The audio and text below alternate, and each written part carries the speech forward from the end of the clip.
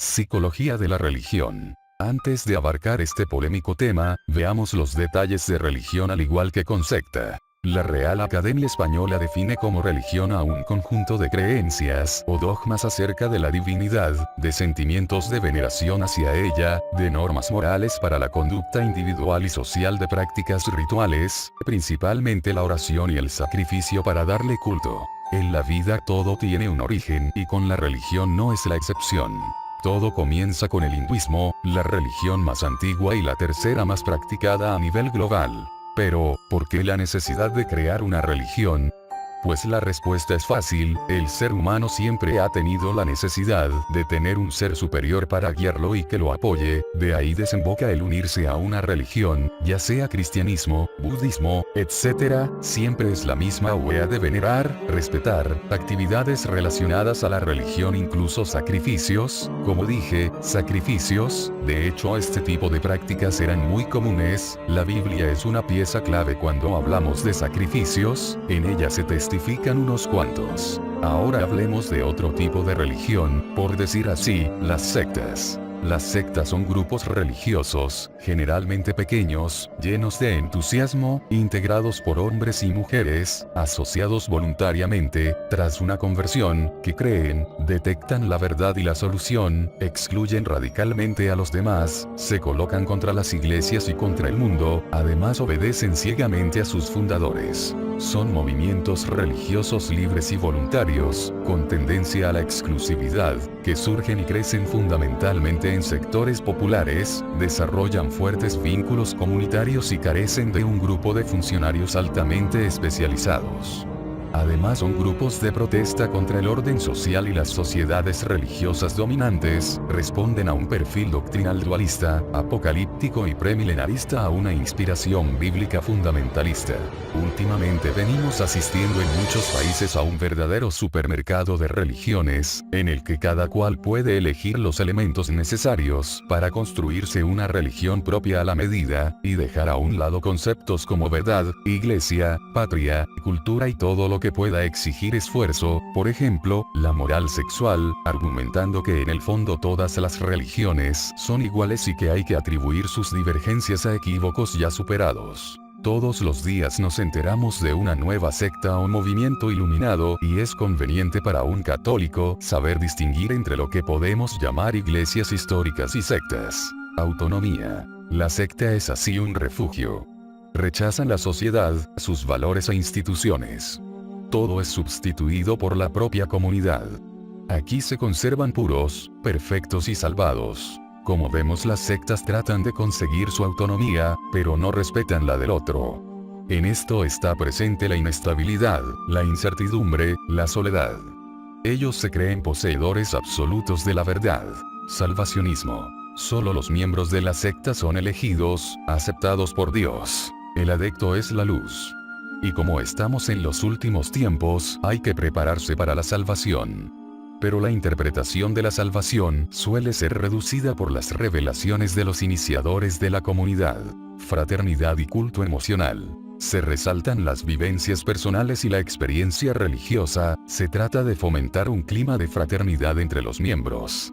En el culto se favorece todo lo que llega al sentimiento, como cantos apropiados y testimonios. Se crea una dependencia psicológica del líder y del grupo. Militarismo voluntario. Para ser miembro de una secta es preciso una adhesión voluntaria y libre a sus valores y normas.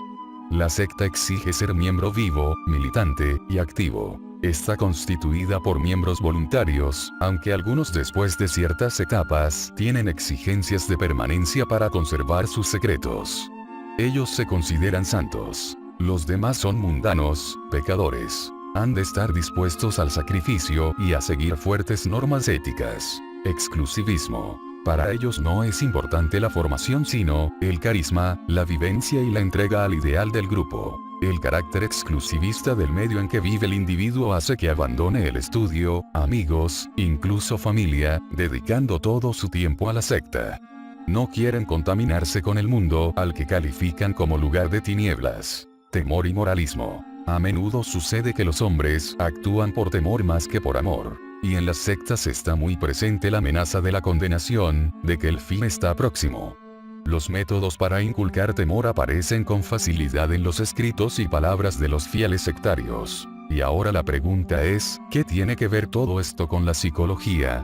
Pues la verdad mucho. Psicología y religión. Corriente de la psicología burguesa que investiga las vivencias relacionadas con la fe en lo sobrenatural, las emociones y los sentimientos provocados por la propaganda y las representaciones religiosas, los procedimientos de sugestión y autosugestión religiosa, el fomento del temor religioso, los sentimientos de pecaminosidad que conducen al nacimiento de la creencia religiosa, al éxtasis religioso, y también los factores psíquicos que contribuyen a conservar la fe religiosa, y c. Los teólogos contemporáneos conceden gran importancia al aspecto psicológico de la religión, a la que intentan convertir en un factor permanente de vida interior, en un factor psicológico. Los representantes de la psicología empírica de la religión actúan bajo la bandera del positivismo, del estudio objetivo de la religión. James, Starbuck, Flournoy, Ribot, Godin y otros investigan los sentimientos religiosos de los individuos, reduciendo la religión a un estado psíquico subjetivo. Esta escuela hace caso omiso de las causas sociales que deforman la psique de las personas en sentido religioso, así como de sus concepciones del mundo en la sociedad de clases antagónicas. Los partidarios de la psicología empírica de la religión utilizan ampliamente cuestionarios diversos, métodos de observación y experimentación, lo cual confiere a su trabajo una apariencia de carácter científico. La escuela teológica de la psicología de la religión fundamenta abiertamente la existencia de Dios, realiza algunas de sus investigaciones con el objetivo totalmente práctico de establecer métodos que sirvan para influir en sentido religioso sobre la psique de las personas. Emociones desnaturalizadas, voluntades rotas, manifestaciones enfermizas de la psique humana, se utilizan para fortalecer la religión, para elevar la autoridad de la Iglesia. La deformación de la psique de las personas por medio de la religión y la acción psicológica con fines religiosos presentan singular fanatismo en las sectas religiosas, donde se organizan representaciones de la comunicación directa de los creyentes con Dios. La investigación psicológica científica de los sentimientos y emociones de los creyentes refuta la psicología idealista de la religión y sirve de base a la educación atea.